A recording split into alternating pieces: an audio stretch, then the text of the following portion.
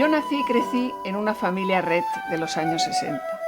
Desde pequeña viví una situación de gran tensión emocional en el seno de mi familia, sin darme cuenta de que no era lo normal. Pasamos por etapas en las que el dolor, la ansiedad y la soledad se hacían fuertes, compitiendo con las ganas de mis padres de ofrecernos una situación lo más serena posible, en donde casi siempre vencía la primera. Ana no tenía diagnóstico, no podía comunicarse y tardó tiempo en incorporarse y andar. Su carita dulce y sus ojos despiertos expresaban, sin embargo, sentimientos de alegría, enfado o dolor, según fuera la circunstancia, aunque no pudiera decir cuál era la causa de su llanto o el motivo de su risa. El proceso diagnóstico en enfermedades raras es una de las cosas más duras que puede vivir una familia. Para empezar, porque suele empezar con que alguien se da cuenta de que algo va mal.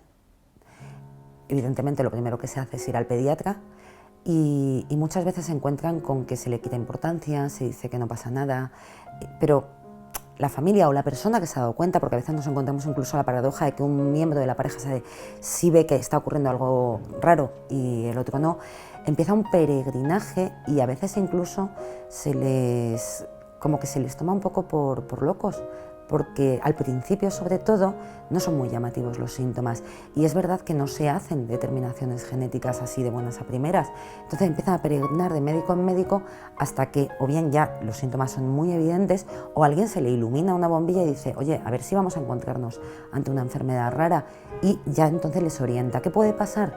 Que este proceso es que en ocasiones dura años.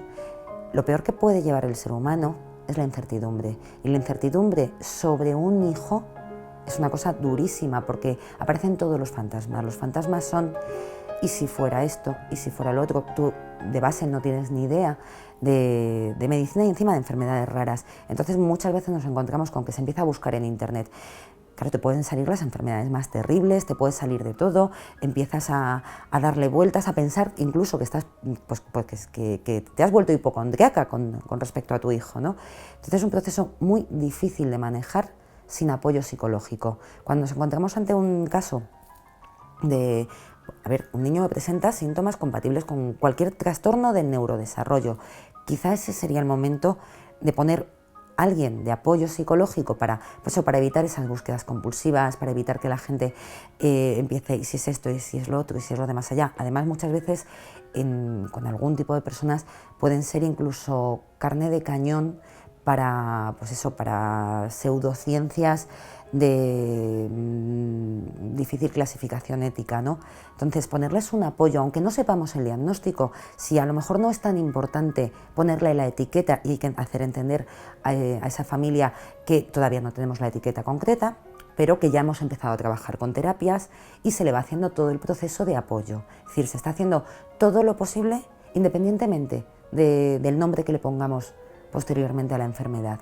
¿Qué pasa? Que todo este camino los padres lo hacen solos.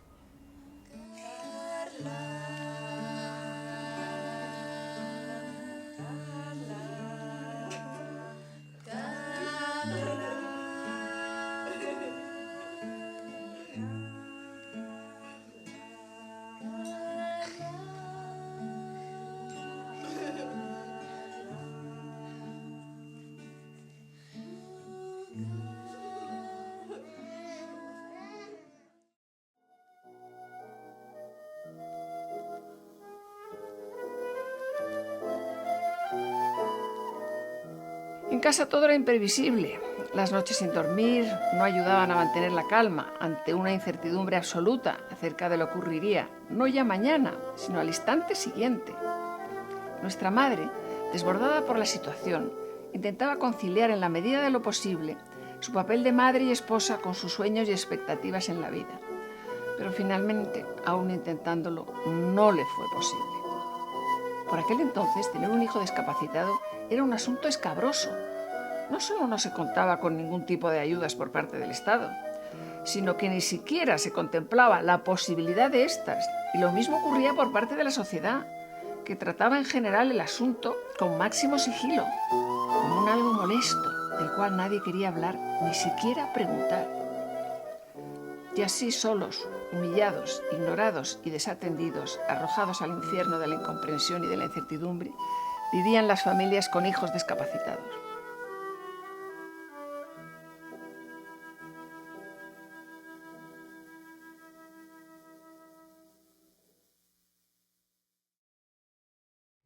El duelo en el síndrome de Rett, estamos hablando de un duelo que ya de por sí tienes todos los factores para ser un duelo complicado. Primero, lo poco natural que es la aceptación de hacer el duelo por un hijo. Segundo, es que adicionalmente tú tienes un niño sano y empieza a aparecer un deterioro que no sabes lo que es. Cuando ya te dan un diagnóstico es cuando tienes que asumir que estamos hablando de una enfermedad grave, de una enfermedad que a día de hoy, aunque existan terapias, no existe una curación, y que ese duelo va a implicar primero todos los sueños, todas las expectativas que tenías desarrollado en tu hijo, todo aquello que habías deseado para él, de pronto te vas a encontrar que te enfrentas a que posiblemente no lo tenga, ¿no? Adicionalmente hay otros duelos, el duelo por tu propia proyección de vida, porque de pronto te va a cambiar la vida radicalmente, y todo eso supone un duelo muy difícil porque además nadie te está apoyando en ese sentimiento de tristeza, en ese sentimiento de desesperación, en ese sentimiento que a veces, de esto no se habla, de rabia hacia los niños sanos, que te hace sentir mal contigo mismo porque dices, es que me estoy convirtiendo en mala persona, y no, es un sentimiento natural. O sea, muchas veces aparecen sentimientos que los padres no saben cómo encajar y nadie les ayuda a ello. El síndrome de Rett es un desorden del neurodesarrollo de base genética que afecta la gran mayoría de las veces al sexo femenino, aunque debido a los últimos avances genéticos se han descubierto casos en varones. Se estima que el síndrome de Rett afecta a unas 3.000 personas en España. Causa. La causa de este síndrome se encuentra en las mutaciones de los genes ligados al cromosoma X, genes maestros que regulan la actividad de muchos otros genes, apagándolos o encendiéndolos. Evolución. La enfermedad, que no es evidente en el momento del nacimiento, se desarrolla generalmente entre los 6 y los 18 meses. La evolución varía en cada caso, pero generalmente se manifiesta en la pérdida parcial o completa de las habilidades lingüísticas, problemas motores, algunos afectados nunca llegan a caminar, y problemas de coordinación y disminución del contacto visual. La pérdida del uso funcional de las manos es seguida por movimientos repetitivos o estereotipias. Otros síntomas son dificultad para masticar, problemas digestivos, problemas de sueño, crecimiento retardado, crisis epilépticas, escoliosis severa, apnea e hiperventilación. Después de varios estadios evolutivos donde se agudizan los síntomas mencionados, el retraimiento social disminuye y recobran la afectuosidad y la expresividad en la mirada. Les encanta estar rodeados de niños, realizar actividades lúdicas como ir al cine, escuchar música y participar en la vida social, para lo cual necesitan la ayuda de su familia y amigos. Tratamiento. Actualmente no existe una terapia resolutiva para el síndrome de Rett. Sin embargo, gran parte de los autores creen que el curso de la enfermedad puede ser modificada por terapias dirigidas a retardar la progresión de las discapacidades motrices y a mejorar las capacidades de comunicación. El suministro de fármacos se dirige principalmente a controlar las crisis epilépticas y a contrarrestar el trastorno motor. En el plano cognitivo, los esfuerzos van dirigidos a una mejor gestión de las emociones y de la comunicación. Al no poder comunicarse con el habla o con las manos, los comunicadores del tipo eye tracker o ratón de mirada han demostrado muy buenos resultados. Otras terapias de estimulación incluyen fisioterapia, musicoterapia, hidroterapia y equinoterapia. Investigación. En los últimos años se han producido avances esperanzadores en el campo de la investigación. Adrian Bird, de la Universidad de Edimburgo, ha experimentado con modelos de ratón provocándoles el síndrome de Rett mediante la anulación del gen MECP2 y volviéndoles a restaurar el gen, curándoles todos los síntomas de la enfermedad. El coste de todas las terapias, tratamientos y ayudas técnicas supera muchas veces el salario de los progenitores, llevándoles en la mayoría de los casos a una difícil situación económica.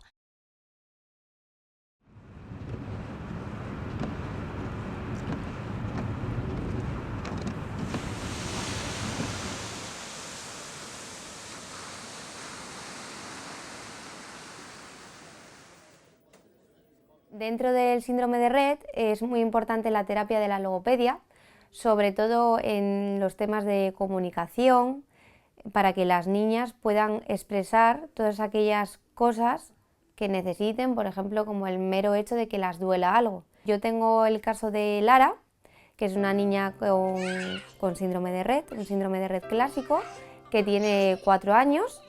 Entonces hago una parte de comunicación, pero especialmente me centro con ella en lo que es en la terapia orofacial y miofuncional. Comienzo, por ejemplo, una sesión con ella jugando con pompas, pues para captar sobre todo su atención y para que ella observe las cosas, el tema de cuando sopla, todas esas cosas para estimularla un poco.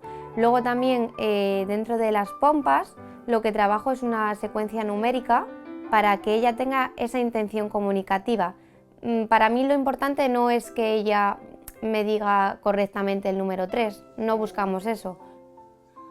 2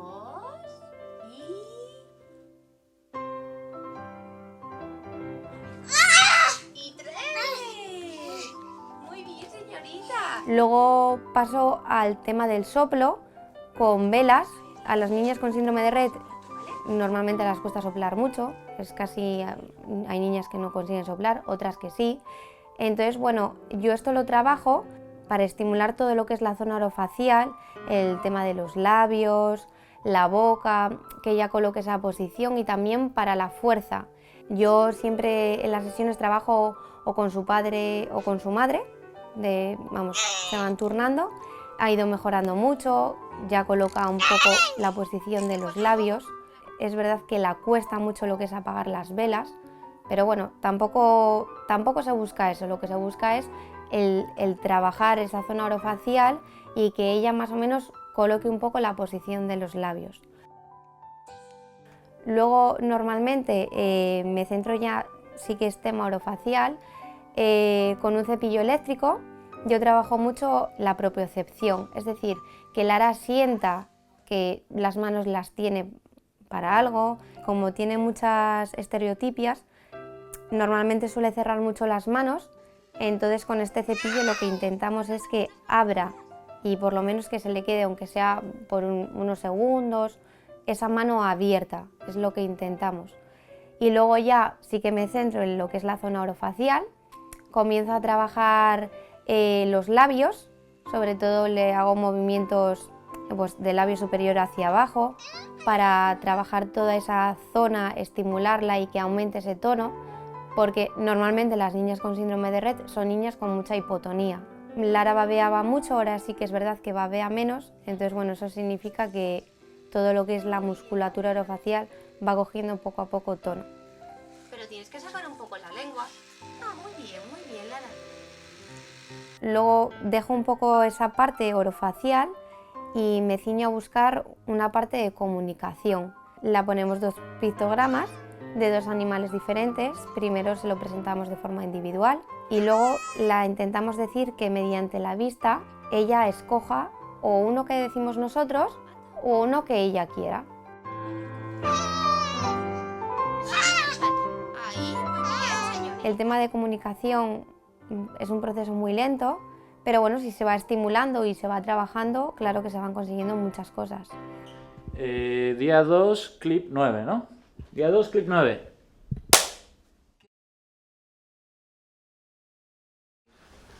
Bueno, pues es una difícil pregunta, puesto que no existe ningún método para evaluar esa capacidad.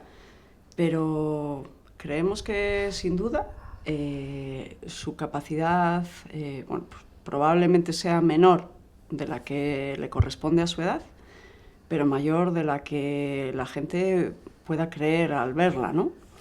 Nosotros sin duda creemos que es mayor porque la conocemos y sin duda creemos que las terapias la ayudan muchísimo pues a aumentar y a mantener esa capacidad cognitiva.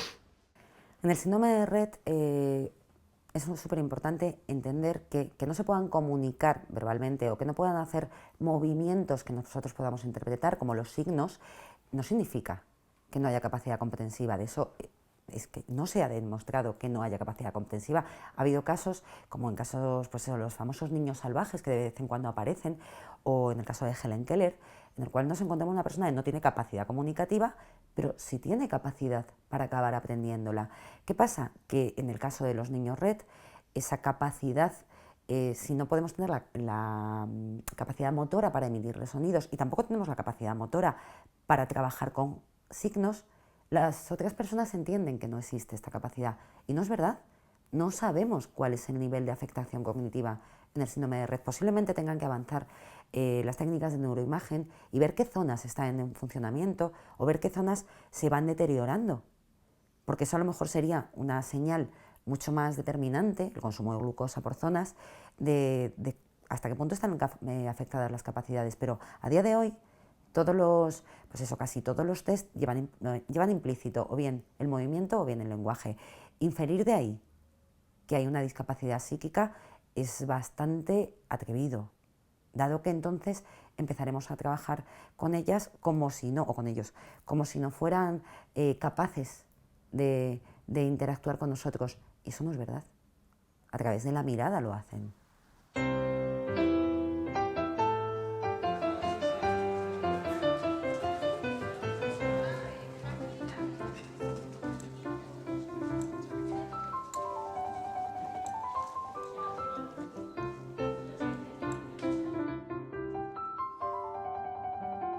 En el síndrome de Rett, la importancia de las terapias es fundamental, porque cada una de las terapias va a estimular una zona distinta del cerebro. Cuando estamos hablando de la equinoterapia, aparte del tema del contacto con el animal, estamos hablando de una estimulación pasiva de todo el sistema motor, de una forma de crear músculos de una forma un poco pasiva en alguien que, dado que no tiene movimiento voluntario, es muy difícil hacer una musculación correcta, ¿no?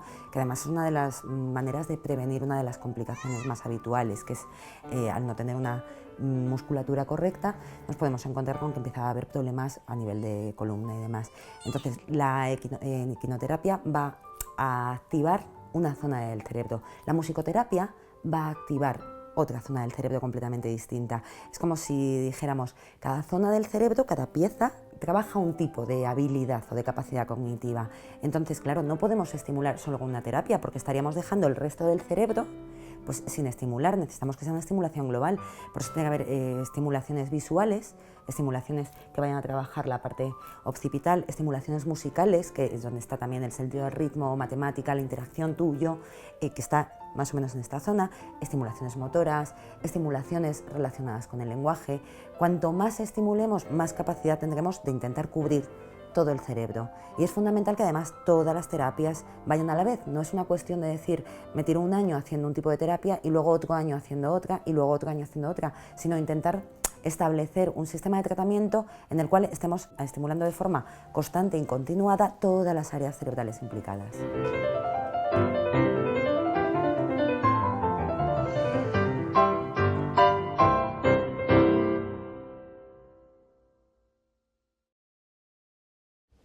Evidentemente piensa que tiene una capacidad cognitiva muy inferior a la que realmente tiene, porque la gente no conoce esta enfermedad, no conoce a estas niñas y no tiene quizá la experiencia de esperar a ver sus reacciones, ¿no? Por ejemplo, si tú le dices que encienda un interruptor, la pones delante de ese interruptor, probablemente esta niña tardará unos cuantos segundos en reaccionar. Una persona que no conozca esta enfermedad piensa que esta niña no ha entendido la orden, no sabe lo que le estás diciendo, y en cambio tú como padre esperas y ves que al cabo de unos cuantos segundos esta niña enciende ese interruptor. Probablemente ha mandado muchísimas veces esta orden para intentar encender ese interruptor y al cabo de unos segundos es cuando consigue realizarlo. La apraxia es un terrible problema porque aunque el cerebro envíe las señales del movimiento que quiere realizar, la corteza motora no es capaz de mandar esa señal correctamente a los músculos implicados. Entonces, esto supone que cualquier movimiento que implique propositividad, algo que yo quiero hacer, que no sea un movimiento reflejo, que no sea pues, un espasmo, va a ser imposible de hacer por parte de ese cuerpo, lo cual genera muchísima frustración. Va a influir además en todo tipo de movimiento voluntario, incluyendo en esos movimientos los movimientos asociados al lenguaje. Entonces, todo lo que desea hacer, o sea, su cerebro desea algo, su cerebro desea que la mano se acerque a ese algo, pero su mente es incapaz de conectar el mensaje que envía con los músculos implicados. Lara en sus pies usa unas órtesis dinámicas, también se llaman DAFOs, Y las usa, bueno, pues porque en esta enfermedad los pies se pronan, toman una mala postura y lo que hacen estas órtesis es corregirla. Es importante que los pies estén corregidos porque a la larga los propios pies se deforman con las consecuencias que esto conlleva, es decir, malas posiciones en la cadera y de ahí que a la larga pues también tiendan a la escoliosis, a la cifosis, etc. Entonces es muy importante que usen esas órtesis.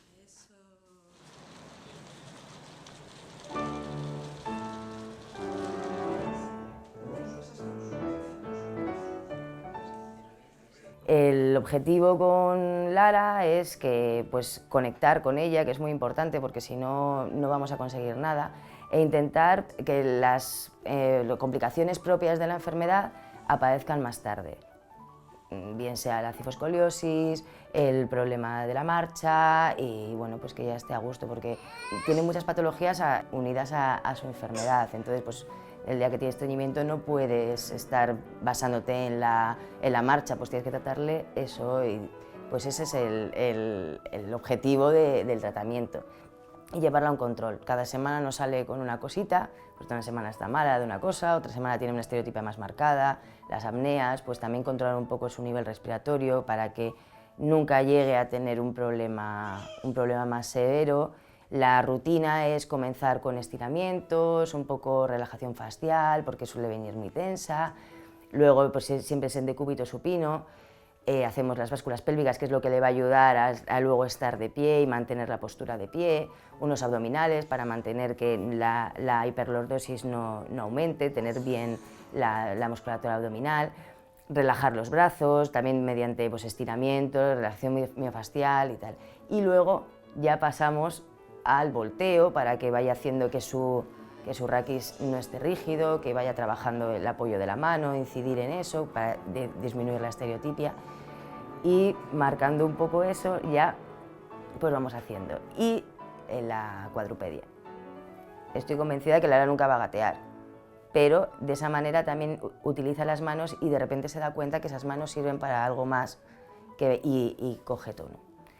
Entonces, bueno, pues Lara al principio tenía muy poco tono, era muy hipotónica, y poco a poco con los ejercicios, con una dinámica muy de rutina, de todo muy estructurado, vamos consiguiendo que consiga pequeños objetivos y sobre todo que no vaya hacia atrás.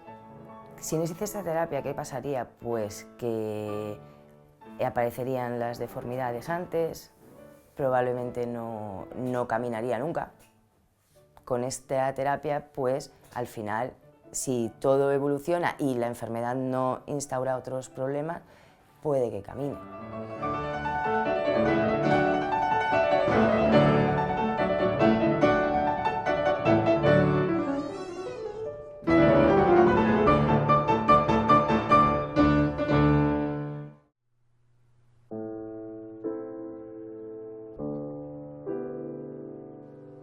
Mi padre, agobiado por la situación económica, basó su lucha particular en encontrar un puesto de trabajo que le permitiera afrontar los gastos que generaba la minusvalía de su hija y que prometían ir incrementándose día a día a medida que la enfermedad se mostraba en toda su crueldad.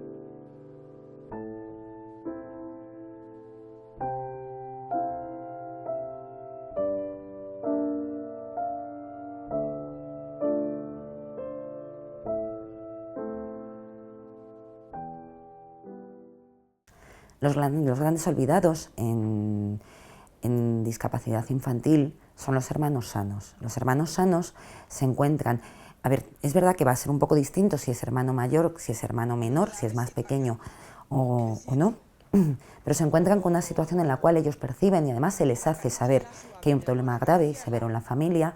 Entonces se les demanda directa o indirectamente una hiperresponsabilización. Son niños que desde pequeños se les exige ser muy buenos porque bastantes problemas tenemos en casa, ¿no? No ese mensaje directo, pero realmente es lo que están entendiendo. ¿Qué pasa? Que muchas veces estos niños, en función de la edad que tengan, si son mayores o menores, nos podemos encontrar con que desarrollan trastornos de conducta, llamadas de atención. Es que yo también necesito que me hagan caso. Si el niño es muy bueno y se comporta muy bien, es muy fácil que casi toda la atención se preste al niño que requiera la asistencia, se vaya al médico, se vaya a terapias, y el otro niño quede un poco más al cuidado pues, de canguros, o quede más al cuidado, o tenga esa percepción de a mí no me hacen tanto caso, ¿por qué? Porque yo no estoy malito. Entonces nos podemos encontrar desde problemas de conducta, de llamadas de atención, portarse mal en el colegio es muy habitual. Nos podemos encontrar otros casos en los que los hermanos desarrollan trastornos psicosomáticos. Si de pronto descubro que cuando digo que me duele la barriguita o que si me duele la barriguita también me hacen caso a mí, de alguna manera sale rentable ponerse enfermo y se desarrollan cuadros psicosomáticos. También nos podemos encontrar con el tercer supuesto, que serían niños hiperresponsables que cuando tienen un problema no lo cuentan porque no quieren llevar más problemas a casa y empiezan a encerrarse en sí mismos. Si sufrieran un problema de bullying o si sufrieran un problema pues, de una ruptura con un novio o con un problema con una novia a los 12 años, 13 años, las relaciones empiezan muy pronto. No lo van a contar, ese niño se va a encerrar en sí mismo, no quiere causar problemas y a lo mejor va evolucionando y nos aparece un cuadro depresivo. Entonces, los hermanos de los niños con cualquier tipo de discapacidad severa requieren una atención especial, requieren su tiempo, requieren que los padres un día a la semana digan, hoy es tu día, y si no puede ser conjuntamente ambos progenitores, que tenga un día de hacer una actividad con su mamá y un día de hacer una actividad con su papá, porque necesitan sentir, aunque sepan que sus padres les quieren, pero necesitan sentir que también tienen su tiempo y también tienen su atención.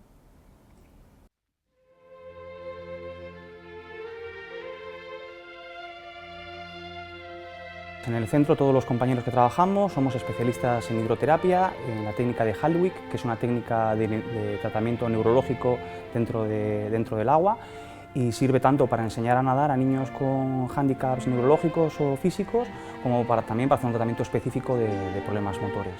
Bueno, pues con Lara empezamos a trabajar desde antes de entrar en la piscina. Vamos con la toalla hacia el panel donde tenemos todos los pictogramas, trabajamos un poco con el método TEACH, que es de estructuración de tareas, estructuramos tanto espacios como tareas a realizar.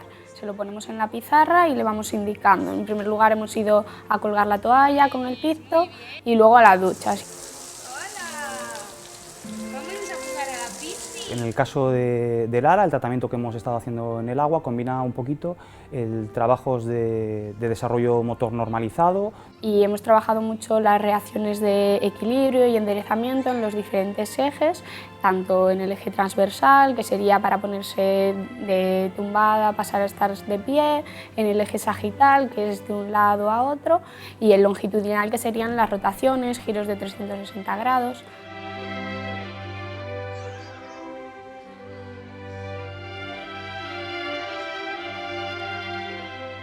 Bueno, trabajamos siempre en aspectos orientados hacia aspectos lúdicos, cantamos canciones, lo orientamos dentro de juegos para que para la niña sea un momento divertido, entretenido y pueda disfrutar de la actividad del momento en piscina.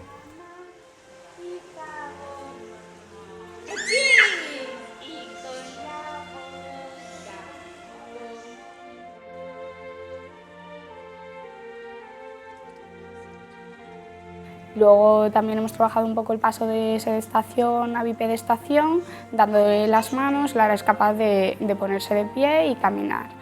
También hemos trabajado el equilibrio en bipedestación, que es capaz dentro del agua de no necesitar ningún tipo de apoyo.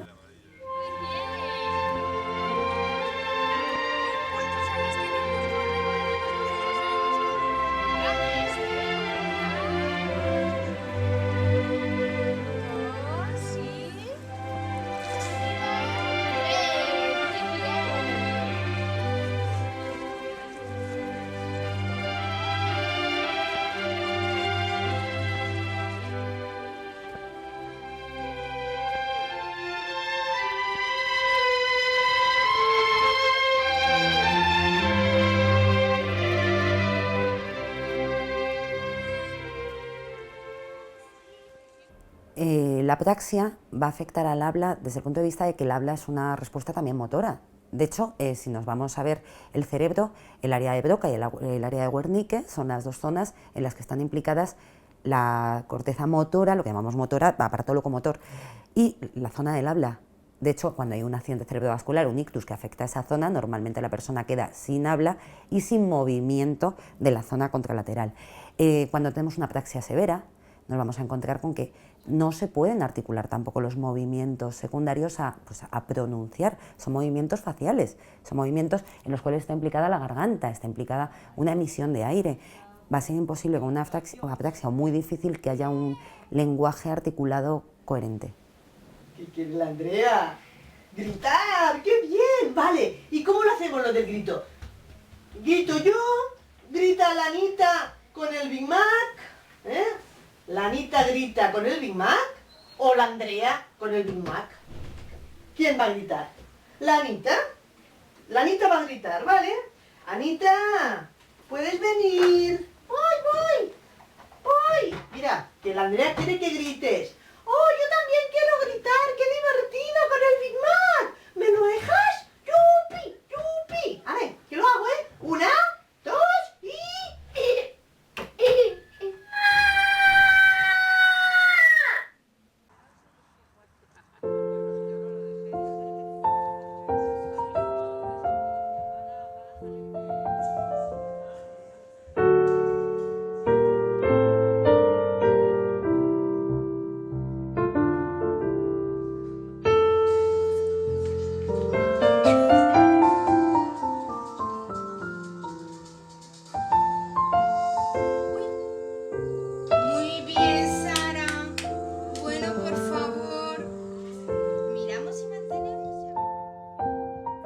Es un programa informático que permite a personas que no tienen lenguaje oral, les permite comunicarse, ¿no? Que lo bueno es que lo puedes meter en un ordenador, lo puedes meter en una tablet, en cualquier dispositivo. Y se utiliza con un software que nosotras estamos usando, el Grid 3, que es un sistema alternativo de comunicación. Es un acceso al ordenador, ¿no? A través de la mirada, que lo que hace es que tu mirada va a sustituir lo que haríamos nosotros con el ratón. Entonces, ¿por qué una persona con síndrome de Rett puede utilizarlo? Pues una de las características típicas del síndrome de Rett es la dificultad que tienen en la movilidad de los miembros superiores y sobre todo en las destrezas manuales, ¿no? El típico lavado de manos que todos conocemos. Lo que va a hacer es que esos movimientos funcionales que, por ejemplo, haces con el ratón se vean disminuidos. Y otra característica que es una gran ventaja para el uso de este comunicador a través de la mirada es la mirada que tienen las niñas, ¿no? Tienen una mirada muy comunicativa, es que te lo dicen todo a través de la mirada. Te muestran agrado, te muestran desagrado, eligen con imágenes, con pictogramas. Entonces, esa mirada tan fuerte que tienen pues nos facilita mucho el uso de este comunicador. Y luego también hay una mayor dificultad, que es ya un objetivo muy importante para en el futuro utilizar el comunicador, es el mantenimiento de mirada, ¿no? El que ya tengas que fijar la mirada durante unos segundos en un punto para que ocurra algo. Pero el objetivo ahí es que entiendan de que yo miro y ocurre algo, ¿no? Que esto lo estoy haciendo con los ojos.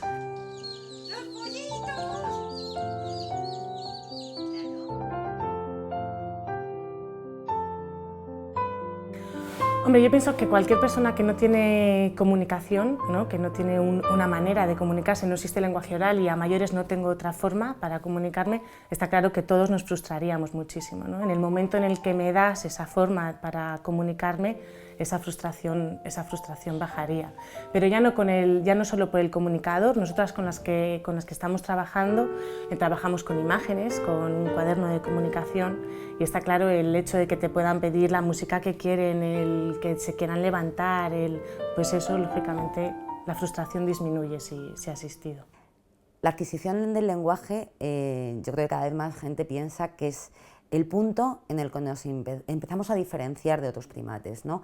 Esa capacidad para comunicarnos, esa capacidad para hacer unas interacciones sociales muy complejas con la transmisión de todo tipo de conocimientos, marca un salto en el desarrollo. La adquisición del lenguaje es fundamental para cualquier tipo de interrelación que vaya más allá de aspectos como, pues eso, como la empatía. Quiero decir que, por ejemplo, a través de las miradas, nosotros podemos saber lo que... o podemos atisbar lo que piensa una persona o lo que siente una persona más bien. También podemos atisbar el sufrimiento en animales, a través de la mirada. Sabemos cuando una mirada está triste o está alegre, pero realmente lo que nos diferencia en la interacción es esa capacidad comunicativa en la cual podemos decir qué nos duele, lo que nos duele, dónde, qué emociones sentimos y podemos intercambiar aspectos. En el momento en el que aparece la adquisición del lenguaje, es verdad que la capacidad cerebral empieza a cambiar el desarrollo neurológico, empieza a cambiar el cerebro. Hablo de la historia de lo que es el hombre como especie. En el momento en que una persona con síndrome de Rett puede comunicarse a través de cualquier tipo de herramienta que lo facilite, tenemos los comunicadores ahora, en el futuro posiblemente se acaben desarrollando otras tecnologías, esa persona va a tener más acceso a interactuar socialmente. En el momento en que las personas de alrededor pueden interactuar con la persona que sufre Rett, vamos a tener más estimulación. Vamos a ver, uno de los grandes problemas de las personas que no tienen capacidad comunicativa es que muchas veces no es que sean abandonadas, no es eso, es que el tiempo que estás estimulando es una estimulación o es una comunicación unilateral, va solo en una dirección. Entonces, si hay capacidad para estímulo-respuesta, vamos a encontrarnos con que todas esas interacciones se aumenten, pero va a ser una reacción también del entorno. Va a aportar muchísima más riqueza, pues eso, a la hora de comprender cómo son las relaciones, a la hora de comprender, pues eso, cómo lanzar preguntas o demandas. Vamos a empezar a trabajar con mucha más estimulación porque va a haber gente que puede interactuar. En estos momentos la interacción está bastante limitada porque van solamente en esa dirección. Mirando a mi compañera, ¿sabes? Vale. ¿Cuánto dinero gastáis en terapias? Una familia puede llegar a gastar en torno a una media de unos 300 euros al mes en terapias, en diversas terapias. ¿Están todas las terapias al alcance de las niñas y en horario escolar? Pues no están al alcance de todas las familias, ni económicamente ni geográficamente. No todas las ciudades de España, y mucho menos pequeñas poblaciones, tienen profesionales especializados. Esto provoca a las familias también tener que hacer desplazamientos muy incómodos. En los colegios no suelen darse tampoco las terapias porque la educación está muy reglada y se da otra serie de educación o servicios y estos servicios especializados son muy caros que no acoge educación. ¿Qué terapias paga el Estado?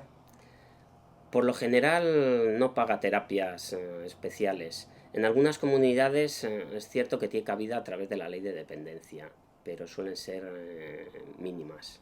¿Hay sesiones de comunicador en el cole de vuestra hija?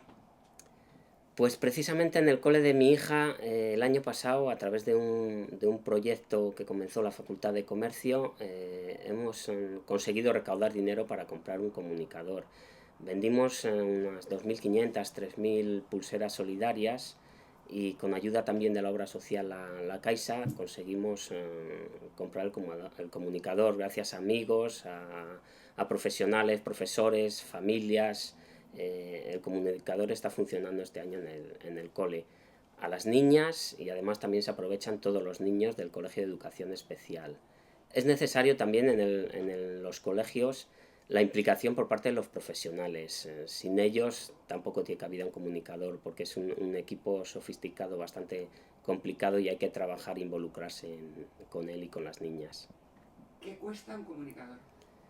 Pues es un equipo bastante caro, entre software, accesorios, ordenador, puede estar entre 4.000 y 6.000 euros. ¿Tenéis tiempo para dedicaros a enseñar el manejo del comunicador a vuestra hija? El tiempo es complicado. En el entorno familiar es muy difícil. Yo, por ejemplo, en mi caso tengo 3 niños. Necesitaríamos 28 horas al día.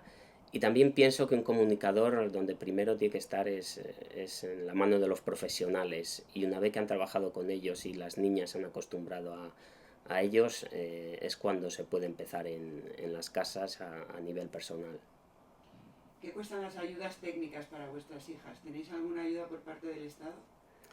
Ayudas técnicas, otro caballo de batalla, ¿no? Sillas de ruedas, órtesis, prótesis, corsés, todos son muy caros y realmente estos costes desquebrajan la economía de una familia. Muchas familias deben pedir en ocasiones créditos o ayudas a familiares para hacer frente a estos gastos. Las subvenciones suelen ser mínimas, por ejemplo, una silla de ruedas para una niña de 4 años con sus adaptaciones especial te puede costar unos 2.500 euros, te pueden llegar a subvencionar 400, 450 euros. Todo es un suma y sigue, medicinas, pañales, desplazamientos a hospitales, ingresos fuera de tu ciudad. Generalmente todos estos costes no les suele cubrir la administración, o si les cubre con cantidades ridículas. Por nuestra parte, ojalá desaparecieran las ayudas. Si mi hija necesita una silla de ruedas con unas características especiales, que se la den. Si necesita unas órtesis, que se las hagan. No queremos ayudas a nuestras necesidades, queremos que las cubran. Seguro que hay otras formas de gestión. A ver, uno de los problemas es que la gente piensa que el síndrome de Rett afecta a 8 niñas en toda España. Ese es el planteamiento, ¿sabes? No hay una conciencia del número real de afectados, ¿sabes? Entonces yo creo que por eso digo, es importante dar un dato, es decir, no podemos permitir o no podemos permitirnos abandonar a 3.000 niños a la deriva y a todos sus familiares. Tenemos que apoyarles, tenemos que dotarles de terapias, tenemos que darles apoyo psicológico. Mientras tanto, la vida continuaba, con sus altos y sus bajos. Nosotros crecimos y formamos nuestras propias familias. Mi padre continuó con su incesante trabajo. Mi madre abandonó sus sueños artísticos y se desconectó de todo el mundo que no fuera su familia más directa. Su vida era metódica y rutinaria, porque se adaptó a lo que mejor le iría a su hija, sin pensar en ningún momento en ella y entregándole todo su ser. Cuando un día gris de abril quiso el destino que nos abandonara a los 51 años, mis padres quedaron devastados y sin rumbo. Ya no había razón por la que luchar ni causa que defender. Se había roto el cordón que tanto tiempo les había unido de una forma tan estrecha, pero al final en paz consigo mismo, porque aunque no pudieron ofrecerle ninguna de las terapias que existen en la actualidad, le habían ofrecido, sin embargo, la más importante de todas, el amor de unos padres. A ver cómo le das abrazos a mamá, Sara. Ay, qué